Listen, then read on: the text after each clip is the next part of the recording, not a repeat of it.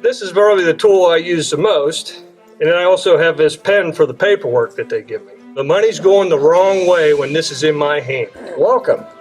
Welcome to Drakewell State Park, the birthplace of the world's oil industry.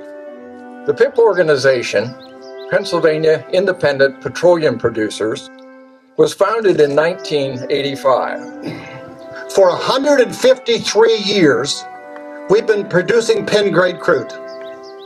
And Penn-grade crude is not tar-based Western or Mideast crude, which we need to replace. It's paraffin-based crude. Folks, this same area that we've been drilling for 150 years has the finest trout streams maybe in the country, certainly in Pennsylvania, everywhere. 17 million acres of forest in Pennsylvania today, and it's getting larger every year. That's what's happened to our forest. I love living in the country, and I can assure you that we are the true stewards of the environment.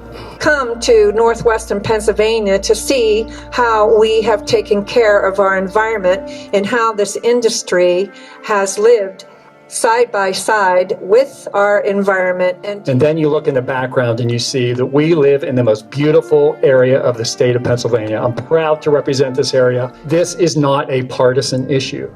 This is a fairness issue.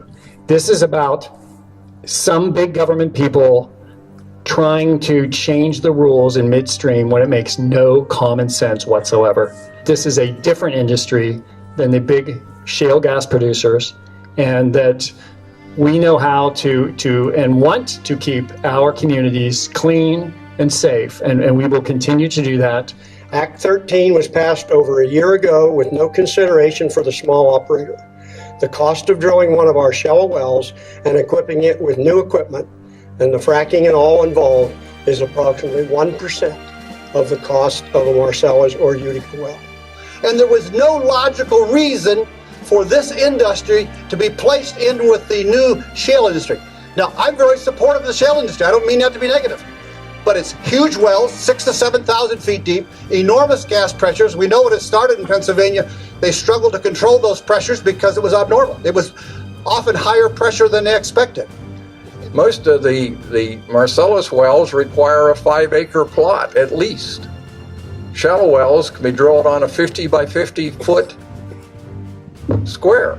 It's not acceptable. I think it's irresponsible for the state to say, you can't do this, you can't do that, you've got to change the way you operate, and not work with this industry to come up with acceptable, environmental sound options for the management of brine. We have this other growing fourth branch of government that is very, very difficult to hold accountable.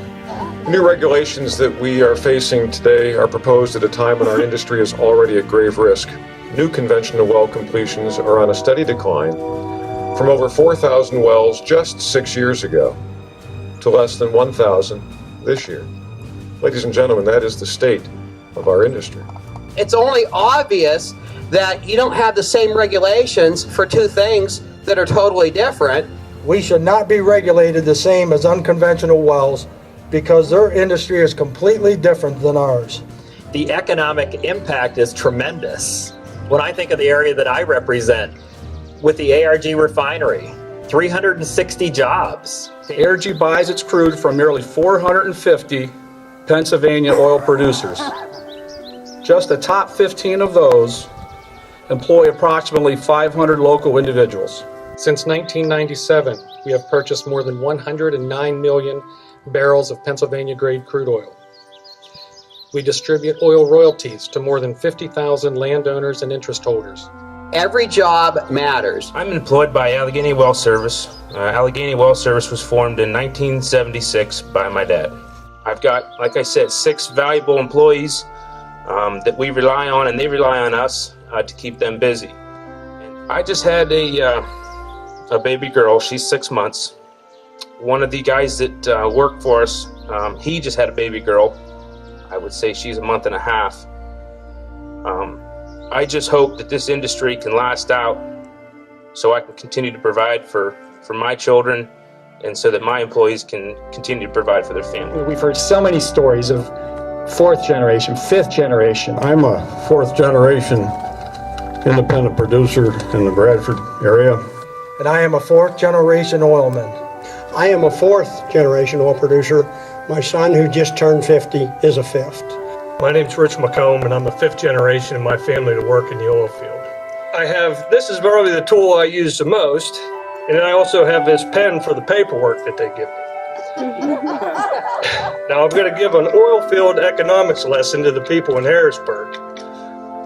When I'm running this, we're making money, we're fixing leaks, we're protecting the environment, we're moving ahead. Now this, you have to use it a little bit for some things, but usually when you're writing it, you're writing checks or something. The money's going the wrong way when this is in my hand.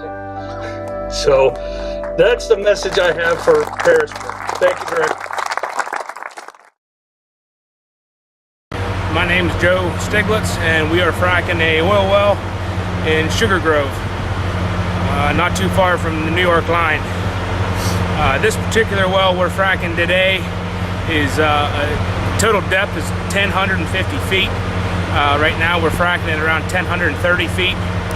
Your typical water well in this area is right around 250 feet, 300 feet. We have steel pipe cased in through the ground, through the freshwater sand that was cemented back to surface to protect the groundwater for these folks and neighbors that live around here.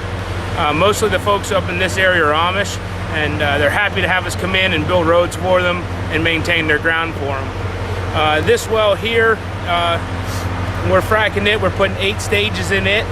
We're putting sand in with the water. Once that crack opens up in that fracture, we pump the sand in, and that sand holds that formation open and allows the oil to flow out of it. We're putting right around 70 sacks of sand in each stage, 8 stages, and each stage is taking about 150 barrels of water per stage to frack.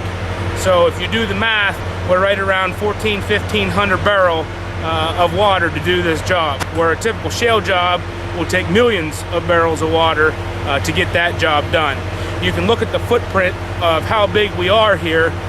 We have 2 frac trucks and a sand truck, 3 water tanks in our rig, our pit, and a pipe boat. We can fit all that on about 100 by 100 location. We utilize the roads so that the frac trucks can sit on the roads to make the location sizes smaller. You saw where we had just drilled a new well. Obviously you can see that that footprint is very small. Our pit sizes are incredibly small. Once we're done with the jobs, we'll take the liners, fold them in as per the DEP specifications, and we'll cover those back over with dirt and encapsulate them. Once we're all said and done with and have the jack set, we'll now come back in with a hay mulcher. We'll mulch all the ground, plant grass seed, and in the spring you'll never even know we were there. Now this frac job here, as you can see, I have myself, there's 5 of our company here today working. I've got 3 guys on the rig working. One of them is going to be going to school to be a dentist. He called me and wants to know if he could work for a couple months and make some money, so we're putting him on. My dad is sitting in the frac van and he's talking with the well owner on the phone who's overseas. I'm taking care of the water situation. The frac crew here, they have 5-6 guys here running the trucks. So this is just one crew. This is just one frac job that we're doing today. So if there's numerous frac jobs going on, you can see how many people that this business employs and how it affects each and everybody's families as a trickle-down effect. Right behind you, you'll see a vac truck. The fellow that's running the vac truck, he has 4 guys here maintaining the water, keeping the pumps going, and trucking water to the location. He's also the same guy that has built the locations. So when you look in the end of it, he's got 5 guys here. I've got 5 guys here. There's 10 guys there, and another probably 8 or 9 with the frac company with everybody here. So that there's 15, 20 people on this job, on one job. So there's a lot of money going into a lot of people's pockets from this one well to a profiting who can go home and put food on the table for their family.